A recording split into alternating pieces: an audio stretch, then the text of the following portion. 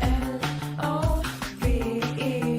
Love is a solution, so set your love free with the L-O-V-E.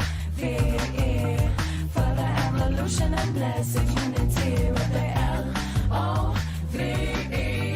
Love is a solution, so set your love free with the L-O-V-E.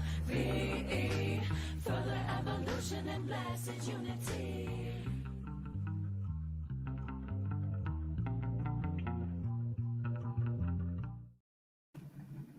Good morning, everyone. Woo! Welcome back to Hello. the Self-Love Show. Here we are.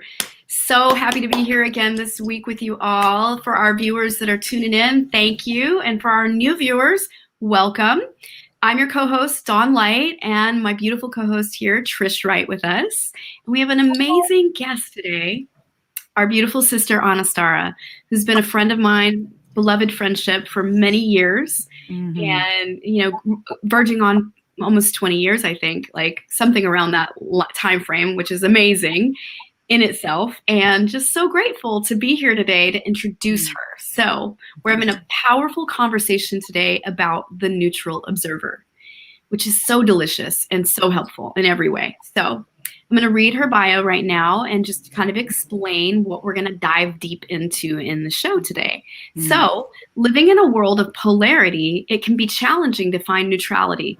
When we begin within and take quiet time for ourselves, we can learn to pull out to an observer perspective more quickly. Seeing the issues of our love through a neutral third-person perspective can bring us more clarity. This brings us into a neutral observer position, allowing us to reach a state of coherence. This neutral place can provide us with more loving, compassionate, and accepting responses to the people, situations, and issues we face.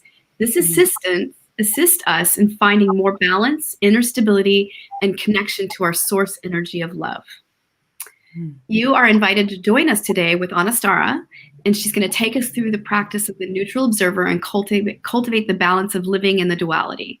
So Anistara Ma Ka, aka Candace, Cause, mother of 1111 Unify, awakened leader and community builder, visionary, pioneer, innovative, inventor, transdimensional being, healer, author, teacher, speaker, ordained minister, wife, and mother. She's also produces 1111 Unify global gatherings. She is an 1111 visionary pioneer and ascension coach, massage therapist, theta healer, sound healer, and so much more. So we're so grateful for you to be here with us, love. Yes. I'm so honored. Thank you. Yeah, let's dive into this juicy conversation about neutral observation. Well, honestly, we are living in a very polarized world right now. I mean, there's so many things pulling us both directions, right? There's left and right and white and black and light and dark and masculine and feminine. And so how do we find balance? How do we find that inner stability? The Buddha and Muhammad and Allah and God and Jesus and all these leaders have really shown us how to come into this center place, come into the heart space, come into where we can find inner balance and peace. And so one of the things that really has been coming up for me, I have a 6-year-old son, and watching him observe my partner, Andrew, and I, especially if we're in a heated argument, or I don't want to say argument, but, a conversation that's heated, my son will observe us and say, Mom, that wasn't nice. Or, hey, Dad, can you just take a breath? Or both of you need a timeout right now. And so I started noticing how when there was a third person involved in a conversation that was coming from a neutral place because he loves us both and he wants us both to be happy, then we can have more clarity on what's going on. We can be called out, so to speak, and take responsibility for our actions. Responsibility, like being responsible for our responses instead of our reactions. Yes. Right? Yes. So I know, Dawn, you have a son, so I imagine you go through similar things as well. Yes, definitely. And what you're talking about, we speak about this on the show very often. It's really about leaning into like being fully self-sourced, right? And when we give ourselves that opportunity to be self-sourced, we can show up in our fullness for others. And we can show up without that triggering, right? And we have that ability to tune more in to, that response place, because in response means actually take a pause before you're responding to allow the neutral observer to really be present, and then the authentic self can come forward and speak from that place versus a triggered, reactionary, conditioned response. And that's that whole thing of like, you did it yesterday. Even I read on your beautiful post on Facebook about self-sourcing. You got to go and give yourself that capacity to just tune into the loving in yourself and show up more sourced for yourself. And I'm sure I can see it in your presence today. You feel more grounded in yourself, right? Because you gave yourself that space, And I can really speak for myself. Like when I give myself that space to kind of process things or work out whatever the difficult energy I might be experiencing. And I don't know about you, but man, this has been a potent time with the full moon lunar eclipse. It is potent. I had so much anxiety myself come forward over the last week because I could feel it building that I had to just do a release point yesterday, and I participated in a beautiful ceremony and I just went for it. Like I did a full on process with myself to just release energy because I knew I was holding so much. And that affects my relationship with everyone, my child. And, I can be more short tempered if I'm not self-sourcing and caring for myself. Yeah.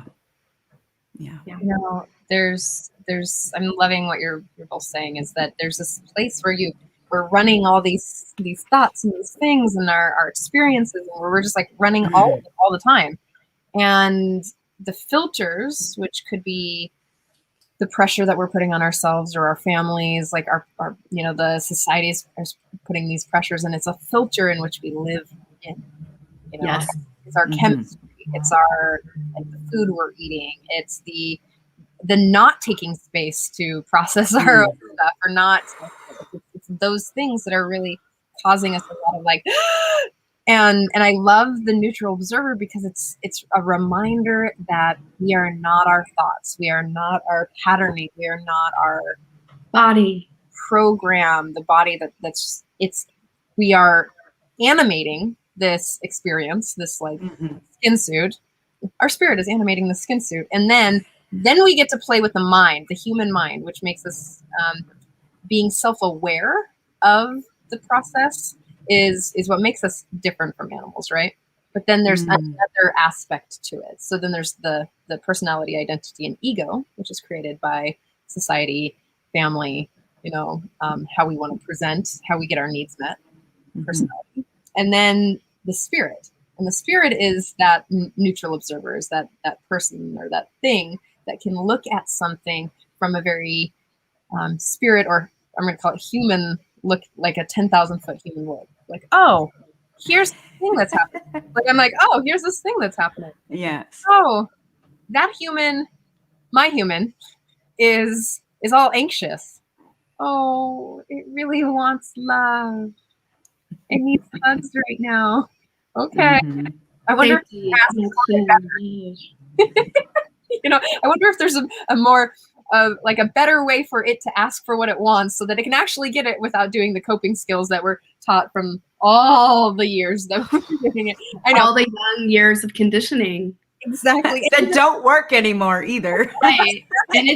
And it's our responsibility as adults to go back through our conditioning and rewire ourselves, right? It's our sacred responsibility to do this. Yes. want to say one thing, and then I'm going to give you the floor, Anastara, to really share powerfully about it. But I really want to dovetail off what Trish said. So the ego, right, is really the patterns we're struggling against, right? Because that's the land of the mind, the emotion, the physicalness that we exist in. Like that's the realm the ego plays in. The emotions, the physicalness, our mental plane. That's the ego. But loving essence, authentic self, is everything else. We're swimming in it. And so the neutral observer gives us an opportunity to cleanse the lens of perception about how we're seeing things and really tune into the broader spectrum of the polarity we're experiencing, because we're experiencing a spiritual lesson through a polarity of, you know, and the ego wants to identify it as right and wrong, good and bad, black and white, but it's so beyond that. And so the neutral observer gives us the opportunity to tap into the authentic self and observe the pattern from the whole spectrum. I love that. Yeah, you know, Trish, you mentioned the pull-out eye, right, and being able to look down, and that was one of the experiences that I had recently during my pilgrimage to Egypt. Was our tour guide Rabbi? He's amazing. He explains it through our spiritual eye right now. You know, let's not look with the physical eyes and the duality 3D matrix that we're in right now, but let's really pull back and, like, bird's eye view. Horus, he's a god of bird, half man, and his eye is the symbol of the third eye and the spiritual eye, and being able to pull back to bird's eye view and really look down at something, and not down, but to observe something. Right? And so even the Holy Trinity, you have God, Jesus, and the Holy Spirit. And it's the Spirit that's seeing both sides. And Spirit is very feminine. It's a very feminine energy. And so when we have the ability to pull back and see our life through a bird's eye view, we get more clarity. We can really see where we made mistakes, where we might have had judgment, where we might have caused interference, where we might have created self-sabotage or even self-defeating thoughts. And that ends up creating our actions. It ends up creating our life. And so to be able to look at it from a grander scope more often, it brings us in. It's almost like a grounding rod. It's interesting. You have to get the bird's eye view up here to be grounded more. I was just starting to read my friend Jessalyn Desmond book, the Path of Least Resistance. And one of the things she speaks about is each of us it's like a battery, right? A battery needs a ground. Otherwise, the energy goes, right? And you have this like explosion. And so much of us have been going through the explosion because of the full moon, blood moon, total lunar eclipse in Sagittarius that we recently experienced. So many pieces of our ego were being broken down and needed to be released. And so now it's really good time to ground. Now is a really good time to come into those self-care practices and really ground our energy. And the best way to do that is through self-care. You can go outside, put your feet on the ground, like literally take your shoes off and put your feet on the earth, right? It's such a simple thing, but it really helps ground. Getting in water, cleansing and releasing by sitting in water. I mean, everybody does it differently, right? We all have our own practices that we're called to and aligned with. So it was interesting when y'all asked, you know, what would you like to talk about next week? The first thing that popped in my mind was neutral observer. And what's interesting is I have not been trained in neutral observer, nor do I know the whole process of it. Just the word came to mind because it's something I had been experiencing for several months. It really came to a head when I was in Egypt, and I was reflecting with some friends during the trip. Something was occurring within the group, and I was really reflecting with others. And I'm realizing that I learn the most from my peers and not this hierarchy of I'm the teacher and you're the student, right? Because that's duality also. And so I'm always trying to look at things through the lens of unification. How can we unify the polarities? How can we look at any subject that we're faced with in society right now? We all know what we're talking about, right? When you have one side blaming and shaming and criticizing others and the other doing the same, they're not making a right. Two wrongs don't make a right. And so how can we sit in a place of, I acknowledge your feelings. I acknowledge what you're going through. I acknowledge that you are making this choice for yourself and your family. And that is beautiful. And I acknowledge what you're saying. And I acknowledge how you're feeling. And I acknowledge the fact that you're making this choice. But your choice and your choice don't have to be wrong. Yes. They're right for you. And so when we sit there and say, oh, okay, that's right for you. Okay, that's right for you. This is what's right for me. And I could be on this side or I can be on this side, but I can see how everybody thinks that it's correct for them. So let's not make each other wrong about it, right? You know, let's not have the judgment. Let's not have the criticism. Let's fucking stop shaming each other online. It's absolutely disgusting. It actually hurts my heart. Sometimes I literally have refrained from reading certain threads. As soon as they get to a certain topic, I'm like, nope. You know, I'm really not on social media all that often anyways. And when I do, I have to really pick and choose what I'm looking at. And that's self-care. I'm hearing that's a really self-honoring choice because it throws you out of alignment when you read things that don't, it triggers parts of you is what I'm hearing. And I really want to really elaborate on what you just said. I really acknowledge what you said. It's very powerful what you're saying. And I hear the message of like the call to action for each of us to lay down the need to judge one another. Because when we judge one another, it's really, truly, it's judging self. And that just creates more of separation and illusion into the matrix of our living and existence and really more suffering, right? And how can we really relate to the loving essence that we all are? Because we're all sharing in one unified loving essence. We're all loving essence. We're a loving battery, just like you said. So I really want to add this really beautiful thing that's coming to my mind, which is called perception checking. When you're listening to someone sharing, and you're watching them surface judgments, blame, self-doubt, whatever it might be, all you need to do is lean into the neutral observer inside of yourself and really tune in and say, higher self, when they're talking, you're observing them, right? You don't have to tune in and take it on. You can literally say, higher self, authentic self, speak through me as a reflection for them. And to reflect back to them accurately what they're saying, you can lean in and say, I hear you saying this, and repeat exactly what they said. I hear you saying a judgment around this. Is that accurate? Yes. Is that accurate? And they'll really be able to see their own reflection truly and say, oh, wow, they could have an epiphany in that moment and see their own reflection of the judgment they're holding against themselves. And then you could inspire them even further to say, hey, you know what? Would you like to let that go? Right here, right now.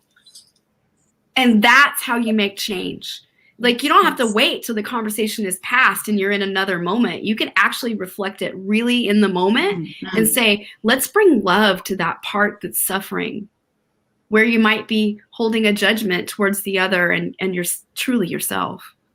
I love what you're saying. Oh, Technology, light to the technology. I know, right? It's like, I know, it's really interference. Okay. Do you have another tab open, Trish? Like the Facebook tab open where you're playing it? I'm not. It on. No. Not playing. Okay. I got earbuds on, so I'm just listening to you. Sometimes the microphone will pick up what's playing on the computer. Oh, so nothing. Like I have everything. Like Okay. here. But it just does this sometimes, I'm not really sure. I'm loving what you're saying because it really is, you know, if you can, okay, so I want to just point to something that Dawn said. If you can mirror someone's language back to them, sometimes it's not even acknowledging their judgment, just saying, hey, did you know that you just said, and say it verbatim if you could remember, that reflection is a lot of the time will often get them into the, like, it'll shake them up. And like, and then you can say, hey, I heard the judgment. And there's also another way to do that too, like another like awesome tool to listen for what someone's saying. And that's what Love Academy teaches. Is, you know, we've done the self-empathy tool like a zillion times at the beginning of the show. We should probably bring that back, you know, occasionally. Yeah. But that's a really interesting way to listen to someone else. And it has literally changed my life to you know, like, we all process, our brains are wired in the way that they are. But if you can drop the story, drop into the feelings, acknowledging the feelings are really, really important in the world of, like, you know, we've shut down feelings and you can't, you know, nobody can hold other people's feelings. Like, it's a whole thing, right? The judgment around feelings, the judgment around story, judgment around feelings, and really dropping from all of that into the wants and needs, because people are driven by their wants and needs, right? We're constantly behaving in ways, in our coping skills, in our ways to actually get our needs met. And so when we start to listen from there to Anistara or to Dawn, I'm listening to the story because the story has valuable context. And I'm listening to how hot it is for her or for you or for him. I'm listening and I'm like deeply empathizing there because I know that experience, but I'm really listening for what is the want and the need that's desperate to be heard, to be acknowledged, to be seen, to connected to. And just on another sort of, I'm going to move the conversation a little bit, is that Steve has a fabulous question that I'd love us all to sort of like tackle. What part of my being decides to move from ego to observer? Is it a question of motivation, habit, or inspiration? And I'm going to answer as neither. It's that when you step out of the duality that the ego creates, which is right, wrong, good, bad, I'm like some power dynamic, that it comes from the desire to see something with deeper compassion, right? And it's a compassionate approach, because then you're not looking at it from the human lens, but looking at it from a lens of understanding, a lens of the curiosity of wanting to connect, right? So you're not curiosity to connect. And so it's like, oh, can I actually, like, I love this person in front of me. Their behavior is stimulating or triggering me in ways that make me feel unsafe or angry or whatever. What's under that? What are my wants and needs being met? And what are their wants and needs being met? And can you step back and look at the whole scene from a place of just loving, compassionate look? Like, can you just take that space? I hope that's your question, but I would really love to hear you all, what your take is on that. And hi, Heidi. So valuable you're sharing. Thank you. Yeah, wonderful. I find that when we're in conversation and something becomes heated, or we try to reflect somebody's energy back to them, if it's something they don't want to see, that's when static happens, right? And then maybe even an argument and then an explosion, and, you know, because what occurs is that we're reflecting something that they might not be willing to see or want to see within themselves quite yet. And so we need, like, I'm learning to be more careful about when I present that to somebody. So sometimes it won't be in that moment, but I'll hold my heart and just like take a deep breath, complete the thought, complete the conversation, and then return to that later when they're in a less heightened state. Triggers. Right? Exactly. Because that's when the reactions start happening. And then reaction causes reaction, and then it's explosive. But one of the things that came up for me with his question was, is it a habit? Yes, it is something that you need to train yourself to do, so that it becomes habitual. right? It's something that we have to catch ourselves. It's like cussing. My son and I, like he's 6 and he's like a sponge and he picks up everything that he hears. And so Andrew and I have really done our best to not curse in the house in front of him. And like really pull that back, but I have to catch myself, right? And at first there was like the curse jar, right, that you put money in, and and eventually there's a lot of money, and then the kid gets to go buy something because we curse a lot. So, right? So he gets really good at calling you out on it. So it's like determining what is going to be the best practice to get you into that neutral observer perspective, and then practice it. So everybody does it differently. I'm sure Dawn can speak to the process of like what she's been taught of how to do it. But from my intuitive place of coming from non-judgment, coming from I don't have an agenda, just coming from pure source love energy and what is my higher self saying right now, allowing that to come through in the moment is the biggest practice. And so there's times I'm like, oh my God, I can't believe I just said that. Like, and catching it and apologizing for it right away. And we like to say, so my friend Gabby, my friend and coach Gabby, there's the 4 pillars of an apology. There's, I'm sorry, I effed up. Please forgive me. What do you need? Like, what can I do for you? Like, and we like to use the word apologize because when you say I'm sorry, it indicates that you're a sorry person. Not a sorry person. I try to tell my son, you're not a sorry person. Let's apologize, or please forgive me, or, however else you want to express that.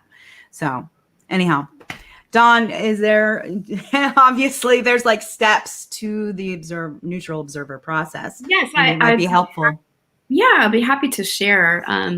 So my understanding of how to access the neutral observer is really the first 2 principles of spiritual psychology really go like tuning into the loving essence. So there's seeing the loving essence is the first step in spiritual psychology. And that's really allowing yourself to sit inside of your authentic self and observe from a place of the authentic self and just look for the loving essence. Tune into that person's eyes, tune into their energy, tune into their heart, and tune in to the loving essence that's residing in front of you in this beautiful spiritual being you're witnessing, right? And then listen from the ear of your heart. Listen from the ear of your heart. So hearing the loving essence is the second step in spiritual psychology. That's the second principle of spiritual psychology. And so this will help you access neutral observation inside of yourself. When you're in a dynamic where you're sharing in conversation with others, this is how you can drop into neutral observation. It's easier when we're by ourselves because you can drop inside of yourself and just observe yourself. But when you're in conversation or sitting with others, that's when it can be a little more challenging and you can get caught in your own story. So when you're with others is what I'm really speaking about, is to really see the loving essence and hear the loving essence. And that way you can drop into the neutral observer inside of yourself and just witness and notice when they're sharing. Notice it's really fascinating to just sit and allow them to fully share. You don't have to add anything, right? That each soul has the wisdom inside and capable to meet their circumstances. Their spiritual curriculum is there for them, and it's their learning, and they're wise and they're capable. Nothing is broken. Nothing needs to be fixed, and you're not responsible for any part of their curriculum. It's theirs. Yes. So it's just about reflecting the loving and being in the loving energy and allowing yourself to drop into neutral observer so that you can just be a clear channel for them and really deeply listen and notice what arises inside of you. What part of you wants to say, wants to speak up so boldly in that moment, like they're sharing, and you almost will have this thing that wants to like, a thing that'll want you to interrupt. And you'll notice that. You'll be like, oh, you use your curiosity.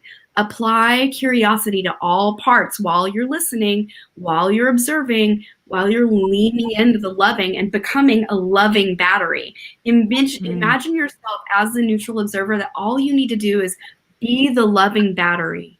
In this moment, I'm going to generate love while you're sharing. I'm going to generate so much love that it evokes a spiritual awareness that can really permeate for the transmission from spirit, right? Because we're all sharing in that. Yes. So does that make sense? No, totally. There's multiple ways to play this neutral observer route. So there's layers, right?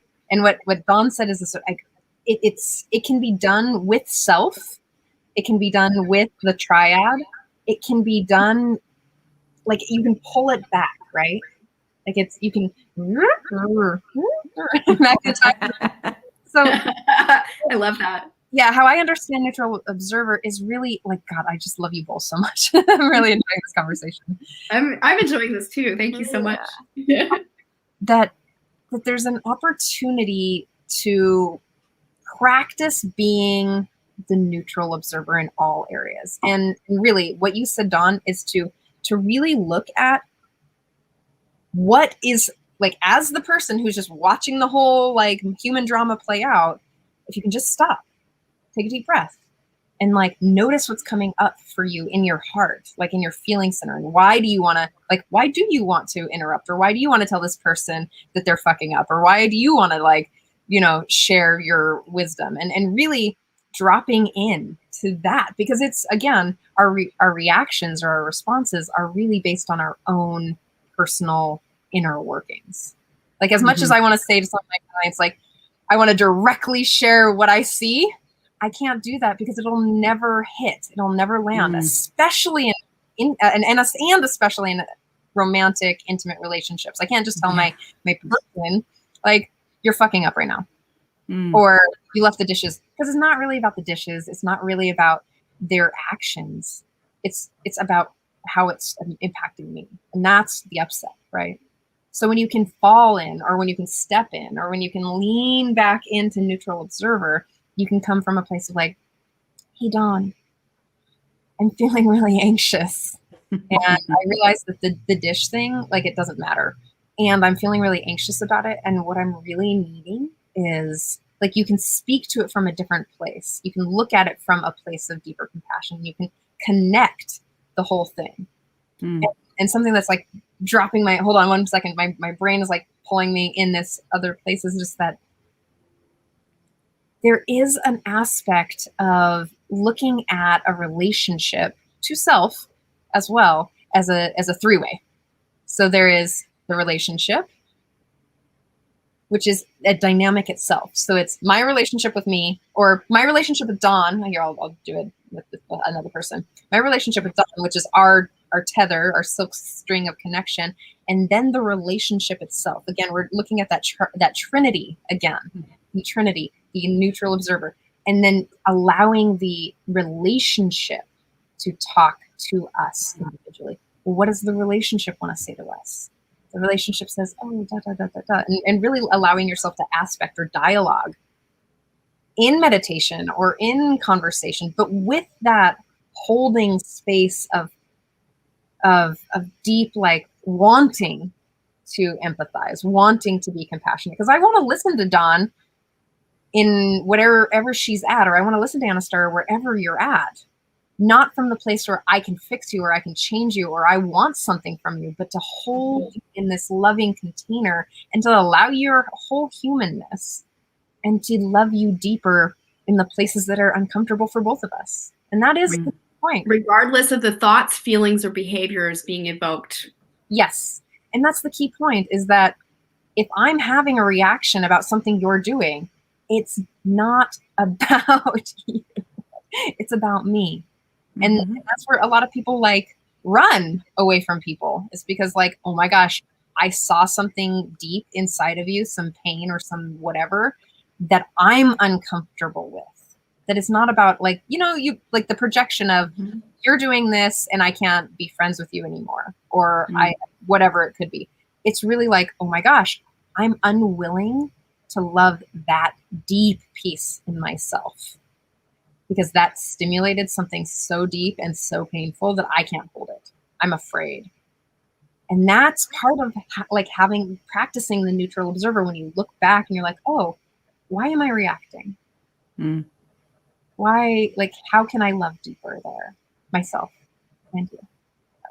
And And Ren. you learn to give voice to those places inside that hurt, right? Because anytime you have that language of I'm upset because, that's an opportunity, right? Anything that disturbs your peace, anything that disturbs your peace is an opportunity to go within and discover what it is. It's an opportunity for healing. Yes. Yeah. And healing is applying love, the application of loving to the places inside that hurt. And just to pin that in a little bit is that, what did you just say? You said, I'm upset because, and if it ever has a, because you ... that's an opportunity to look at your beliefs, to look at your story, and you turn it inward at that moment. Like, I'm upset because the story is you ... which stimulated. So I just want to give a shout out to Ron and Mary Holnick right now, because we're really speaking about spiritual psychology through this whole thing. And I'm just so grateful for their beloved, sacred, holy transmission in this lifetime, because it's sat at the feet of like truly masters. They're masters. And so what I'm sharing is just from my deep heart of knowing, of sitting with them. And I'm just so grateful for spiritual psychology and the principles that they've fully channeled from, John Roger, MSIA, and University of Santa Monica. So thank you for the opportunity to serve and be of service in the light of spirit, and, really share these principles, because they have healed lifetimes of trauma for me. Lifetimes.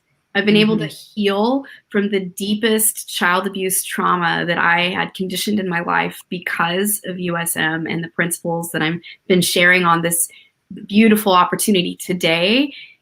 My life changed. I was holding, and I didn't know how to heal for years in my life.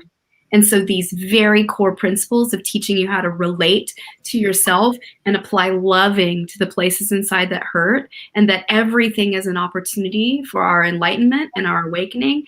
Every time you're triggered is an opportunity. It's your sacred spiritual curriculum that you've come here to learn and grow through.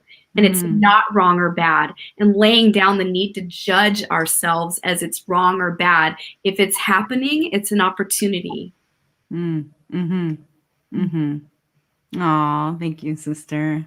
Yeah, so beautiful to call them in this moment, because this is something that I just kind of intuitively hit on last week when you asked me, what do you want to talk about? I was like, I want to talk about pulling into that, third person perspective. What do I want to call that? That's neutrality. So I guess it's kind of a neutral observer. So here it is. There's an actual process and all these things. So one of the things I did want to speak to and bring up, because you mentioned your teacher, one of the programs that I've gone through is Landmark Forum, their curriculum for life. And one of the things they teach is the vicious circle, right? And the vicious cycle. So there's the story of what happens, right? And from that story of what happened is how you're responding or reacting to it, even in the present moment when something triggers it, right? And then you go back to the story and you recount the story again. And then that triggers something else. And like this, and you're creating this vicious circle, this vicious cycle that you just keep going through. When you come back to the story and you just let go of the story. Yes. And just say, this is what happened. And guess what? I'm not reacting to it anymore. I'm not triggered by it anymore. I'm choosing to be neutral about it. Then so I just literally got the full body truth bumps right now, because so much of our life is guided by our story of what happened rather than just what happened, and that's different for everyone. We all live in our own phenomenological world. We all live in a place where we go through life according to our own perspective, whether it's our programming, how we were raised, what religion we're in, our culture. All of it contributes to how we see and view the world. And so somebody can see an accident, for instance. You're standing on a street corner, you see a car accident, 10 other people saw it. 10 other people are going to have a different story of what happened.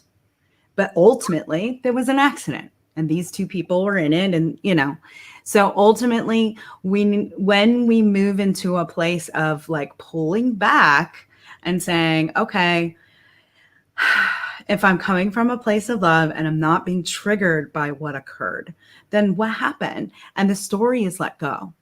It's similar when we're in conversation with somebody. There's also another thing that they taught called, or another distinction called already always listening. Mm-hmm.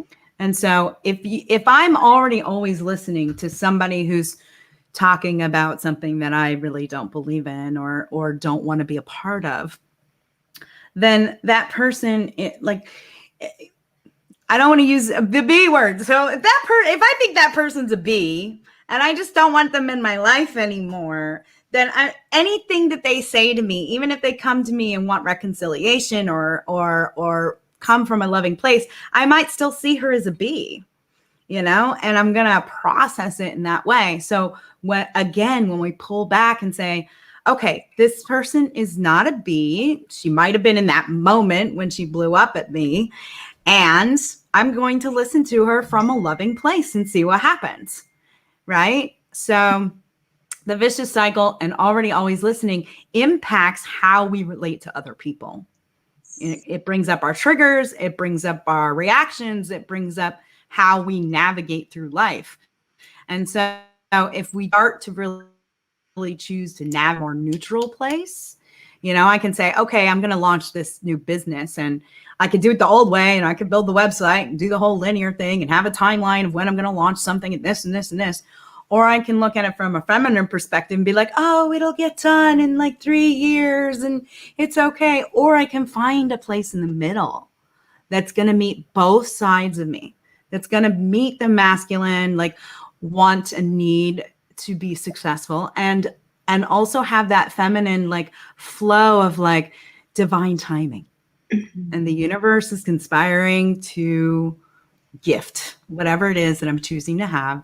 And if I just stay focused on what that is, it will arrive. So, yeah. Yes. Oh, speaking my language right now. You just talked about my life in a nutshell right there.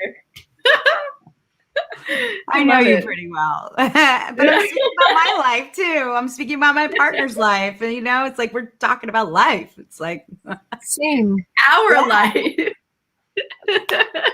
We've all heard the saying, or maybe we haven't, but for our viewers and our listeners, please let us know how it's landing for you. But we've all heard, I know we've heard, your healing is my healing is your healing, and our healing is all healing, which means that we live similar experiences. Human life is this way, and we all participate in collective consciousness.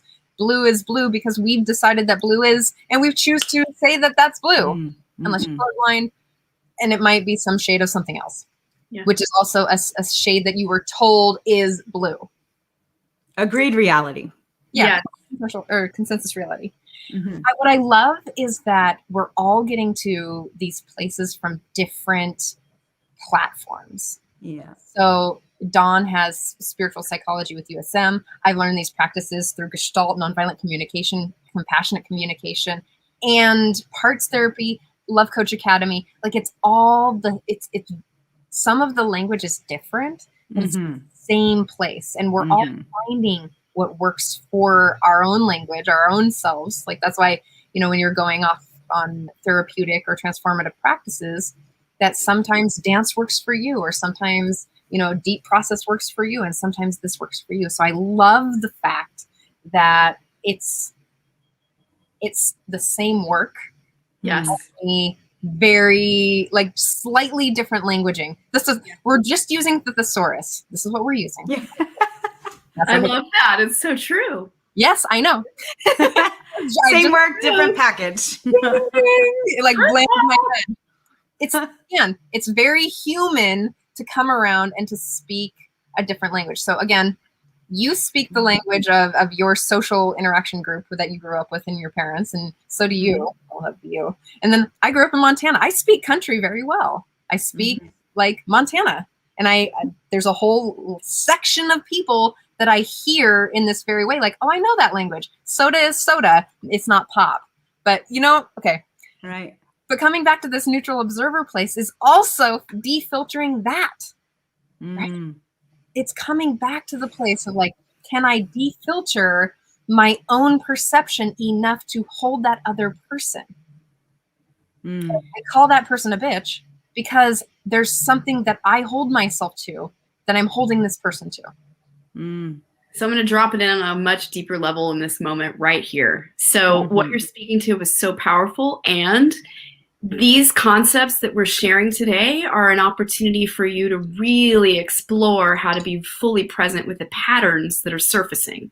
And it's really, I'm going to speak from a place of the reason why I decided to do this endeavor and this whole work is because I decided I was not going to leave this lifetime with this without this stuff cleaned up. I was going to clean up my side of the street spiritually. So that whenever I do decide to transcend this earthly plane, that is clear and complete. So it's called soul line completion. So on the soul line, I didn't want to have any more unclean karma with the people that I had the most difficult relationship with, AKA my father, my blood father, right? And that he is my sacred teacher. He decided to play that role of most sacred teacher for me, sacred friend, sacred beloved.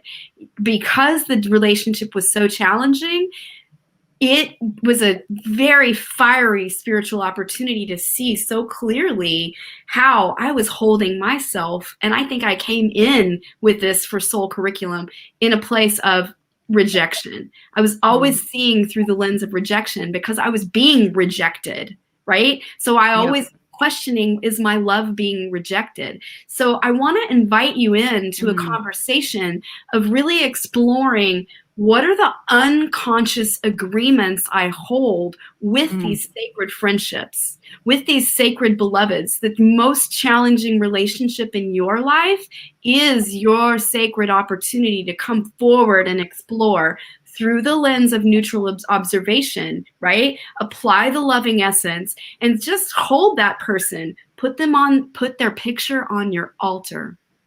And send that person, the person you've hated your whole life, right? The person you can't stand, that you have bitterness towards, the person that you just like, oh God, it's so difficult, I can't even meet it, right?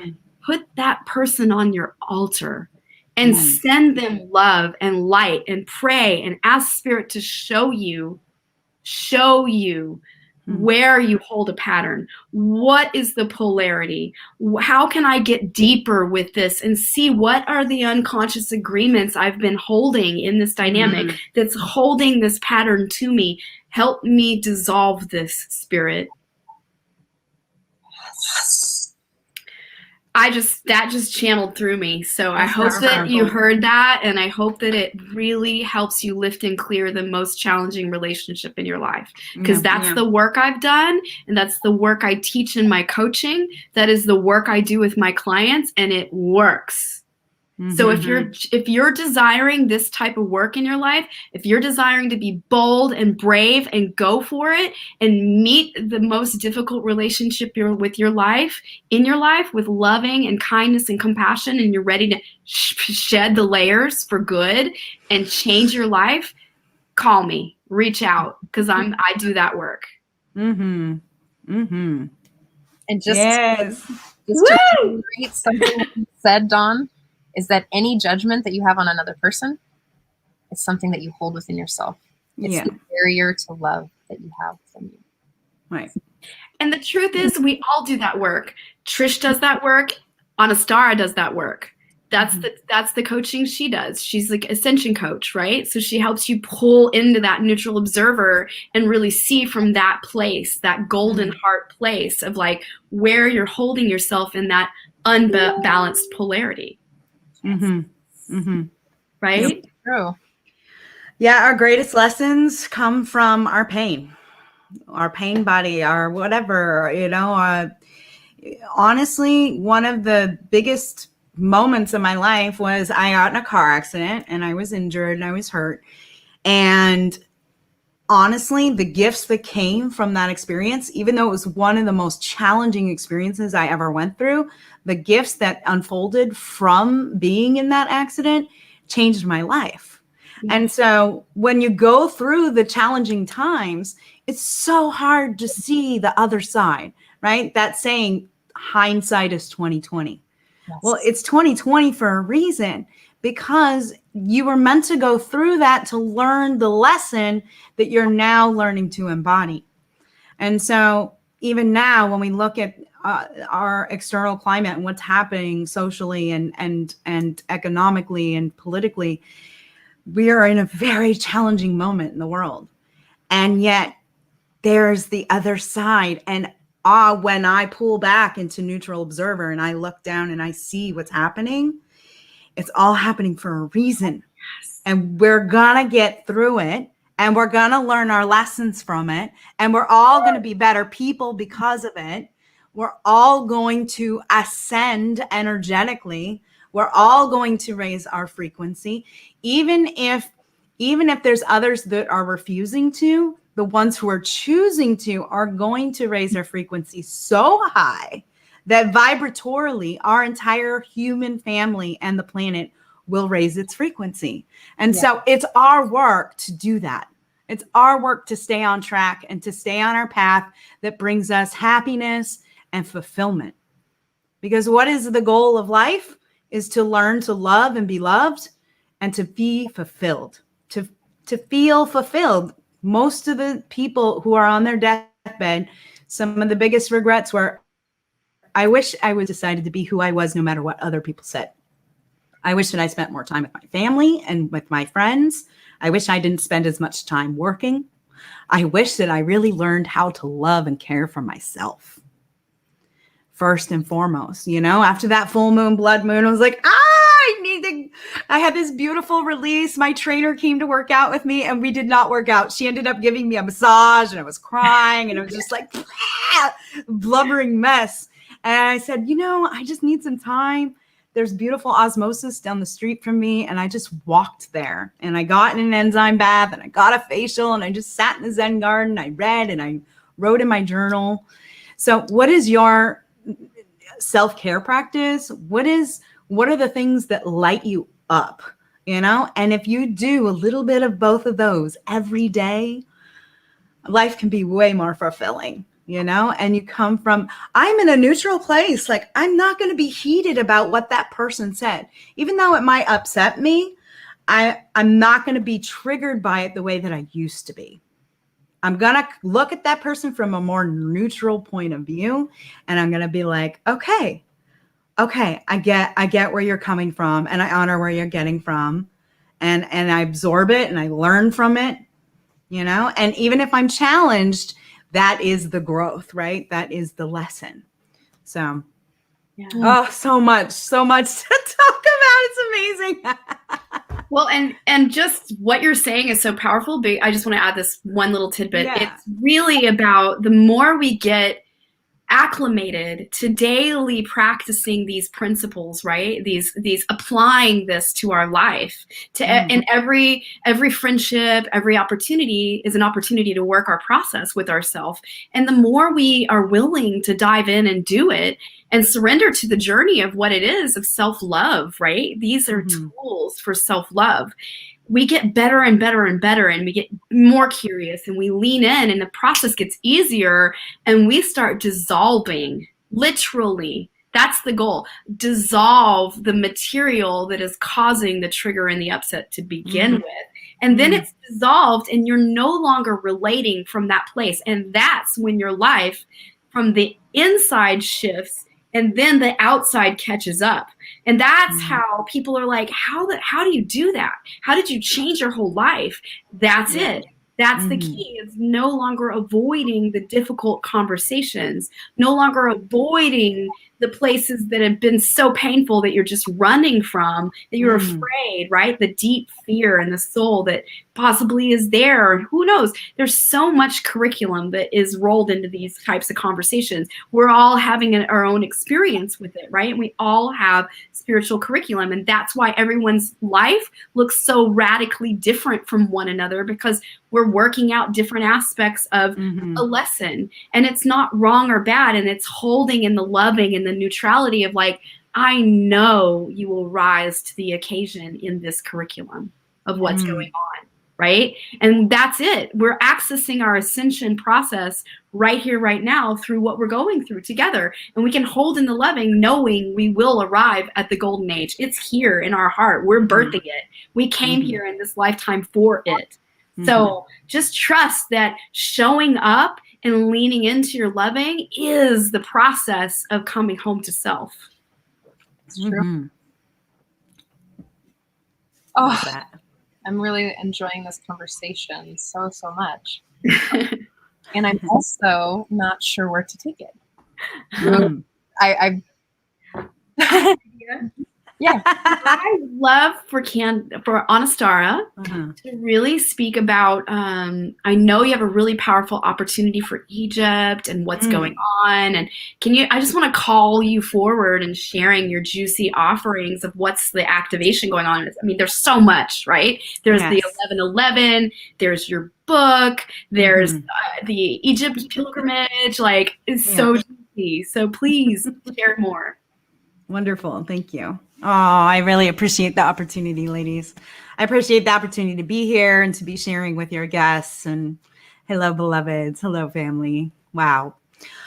Whew, what a powerful time to be alive. Like Dawn said, we signed up to be here. Our soul, our spirit said, pick me. I want to be there when the earth goes through its great expansion and ascension. And so one of my missions, goals, purposes, passions in my life is creating community. My husband and I have been hosting 1111 gatherings for the last 12 years. They started in our home, and then they expanded to retreat centers. Several of them, 2 of them have been our recommitment ceremony as well. We get remarried every 5 years on 1111. And 1111 has been at the heart of my life for a really long time.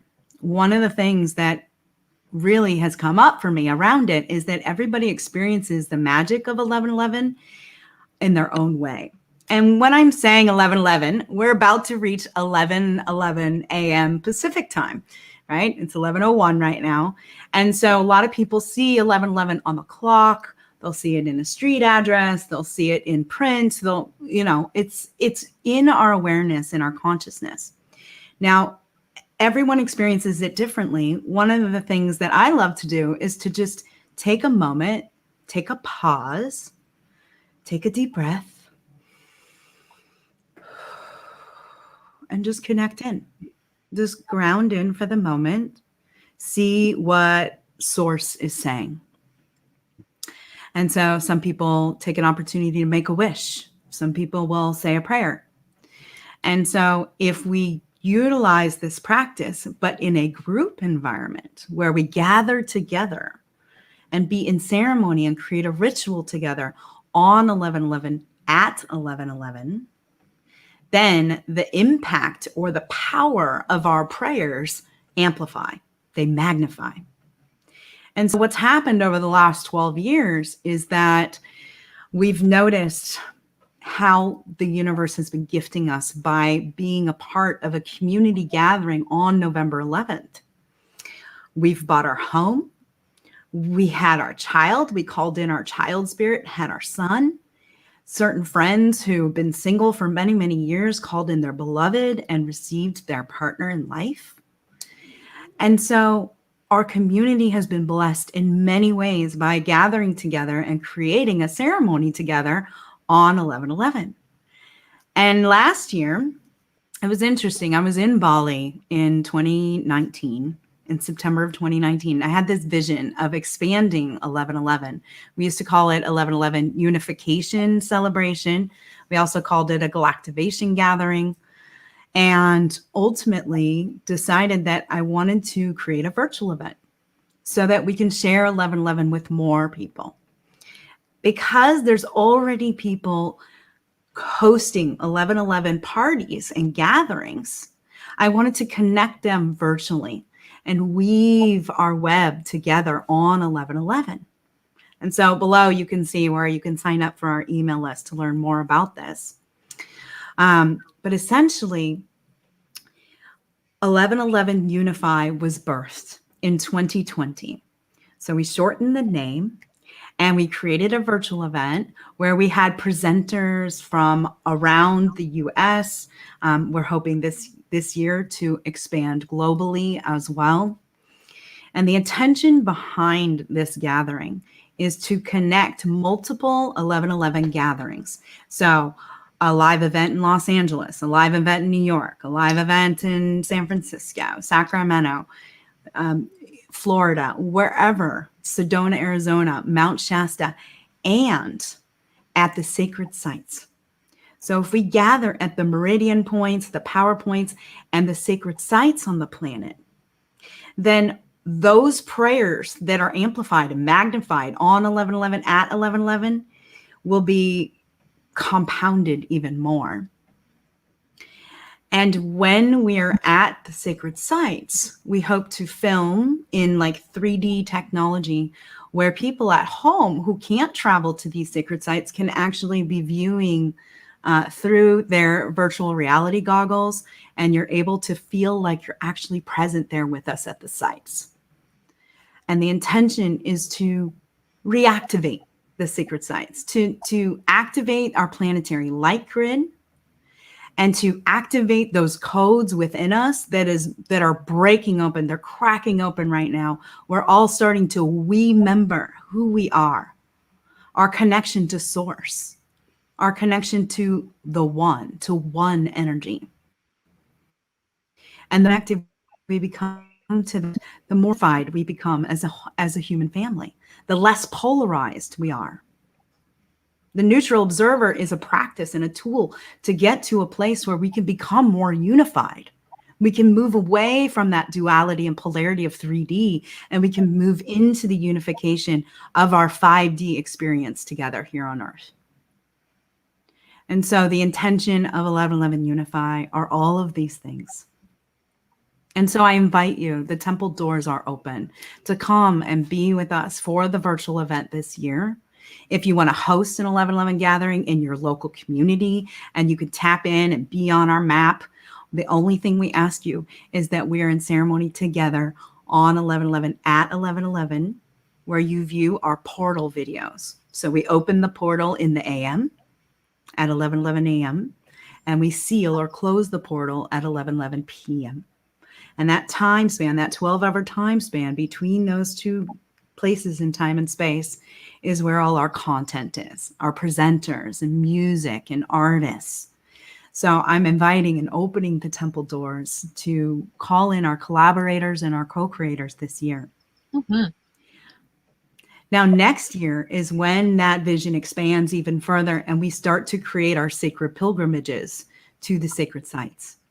And so we have that opportunity to travel with a group of a minimum of 16 people and a maximum of 50, just a small, intimate group, to come to Egypt with us for 19 days. Everything is covered in the cost of the trip, except for your international flight.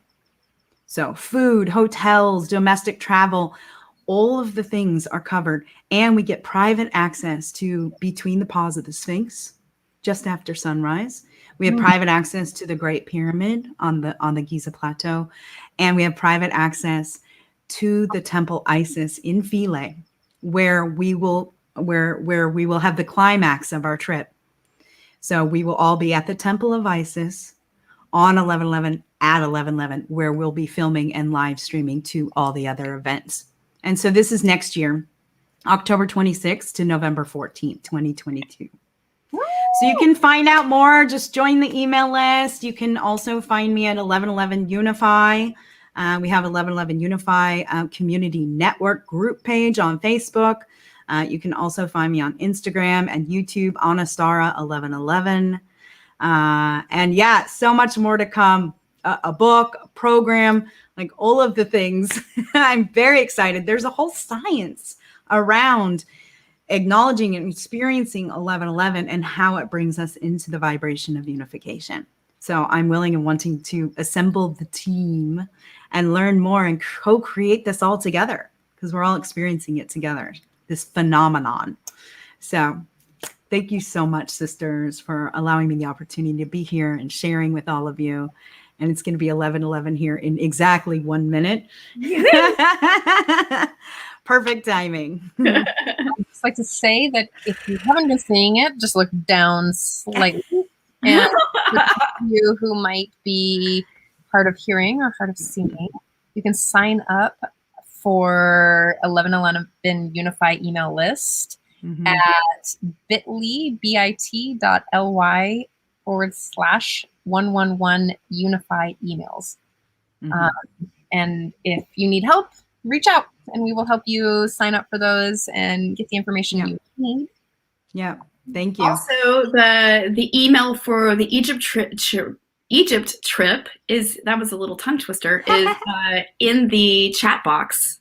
So if you're interested in the Egypt trip, it's there. Just access the chat box in the stream here, and it's up. So you can access both the email list and the Egypt trip. So sign up. Like, it's going to be, I'm super excited. I'm like, I was like, I have to put that in my manifestations. Yes. Well, it's 11:11 p.m. Pacific or a.m. Pacific time right now. So I just want to take a moment. Since we're here in this moment, we'll do it together. Just take a deep breath, hand on the heart. Dropping into our love vibration of our own heart. Acknowledging these fine ladies today for the work that they're doing in the world, and just blessing you up in this moment. Blessing each and every one of you that have been here for this joy journey, right? The joy journey is the blestination. So grateful. And for those of you who are interested, you can learn more tomorrow. I actually am having part 4 of Frequency Friday, Messages from Egypt. And you can find out more about that at Anistara 1111. So, thank you, ladies. May the magic of 1111 be with all of you. And the neutral observer. I'm so grateful we got to talk about that today. Definitely. And then, I just want to say thank you so much, Anastara, for this juicy download of the neutral observer and the opportunity to really explain all the processes and parts of like the ascension journey, really, and coming home to the heart of loving essence. It's so beautiful, right? And we're all doing the work. Like, we're all doing the work. And it's just, that's the deliciousness of spiritual existence in a human body. And here we are celebrating it together. And I just want to thank you for the work you're doing in the world and the opportunity to come on the show and like really, transmit to others like what your spiritual purpose is here, and really the 1111 activation and all the juicy parts of like the Egypt trip and the book to come and the program. We're just excited to keep tuning in and learning more. And I know that the sacred team is going to come forward for you. And, it's just great. Like, everything you're doing is so felt and so heartfelt. I'm just really grateful to support you in the journey and be your friend and sister all these years. Like, seriously, thank you. I love you so much. I really do. I just adore you. And Trish, new sister, new friend, beloved, thank you so much. Every time we weave together is just powerful and amazing and so divine. I do want to say, for some of you who are watching, so I run a show with Scott Katamas, just as a funny little back end story. For you all who are still here. So I'm running a show with Scott Katamas called Straight Talk. And he's got this guest on. And I'm like, oh my God, she's amazing, And I'm telling Dawn about this guest. And, like a few days later, Dawn's like, okay, so we're invited to this other show to do this thing with this woman named Anistara. And I was like, oh my gosh, yeah. Or no, she didn't use Anistara, she used Candace. And I was like, oh, okay. She's like, my friend, my deep friend Candace. And I was like, oh, okay, great. to days and weeks to even get to the show where I was like, oh my God, this person is the same. It was like so funny because I had already had such like, we had a download on Scott's show. Yes. We had some Yeah, we really did. downloads and some sweet connection that I was like, you know, I thought I was just meeting some new person. I love that. That's so great. And it totally, like when I got it, I was like, oh my God, like I feel so silly. Like, of course, this person who has these qualities is the same human. You know, it was so wonderful. Oh, To get And to just that's so beautiful. thank you, Trish. Yeah, it was an insta friend, right? You know, and for our viewers, like the sacredness of Anistara and I relationship, we were hula hoopers together for eons ago in our life, right? We get to Past share life. that magical journey together, being hula hoopers together, this whole thing. Well, the most amazing thing is Anistara, like it was this powerful manifestation of calling in my beloved, but Anistara got to be a part of this beautiful experience and actually push me into my beloved's lap. And that night at that Cirque du Soleil party was how it all unfolded from then on. And we've literally been together ever since. Here we are 18 years later. So, Carlos, this is my friend Dawn. Dawn, this is Carlos. She's like, he's a cute boy. I'm like, oh, come here. I'll introduce you. Yes. So it's, you know, that's how long we've been friends, and it's just beautiful. And, you know, for our viewers, it's such an amazing thing. So thank you for that. Like, it was the push from the universe, like, go for it. It's okay. Oh, it's so good. And it's such a gift to see you just, I mean, we're obviously witnessing each other, but to witness your growth and your expansion and what you're doing now here with Trish, like you are doing such good work in the world, sister. Blessed in all ways for always. Yeah. It's coming from the highest and best. Yes. Yeah. Highest and best. May we all be blessed. Exactly. Highest and best. So for those of you who are those who identify as women and are really interested in knowing more about Dawn's work and, you know, just some of my work, please come to the Facebook group that's really all about women healing their trust for themselves, their trust in their relationships, their trust in the world and the universe and in their spirits. So I'm going to type that in right now. And it's really coming home to the heart of love and learning to be a sovereign being in your life. Like that's really that we teach the principles and tools. We blend our work together. We're preparing a powerful program to launch soon, all about just stepping into your sovereignty as a woman in your life and laying down all the places where the patterns have been really affecting you in your relationships, in your marriage, in your friendships. That's really the deep struggle and where it keeps you withholding love in your life. This is the work we're doing. So we just want to invite you forward to come in and explore and just really meet all the other women in the group. It's just such good, juicy things going on and like deep activations. So come forward. There's going to be so much magic and just so much beautiful light shared. And we really want you in. Come join us. I'd like to thank Scott Katamas and Love Coach Academy and his whole team for being amazing and for being the muse at the beginning of the pandemic to really just, you know, for me to lovingly drag Dawn Light into this. I was like, you're coming with me. And really being our muse in this show and really being a big support and mentor in my life as well.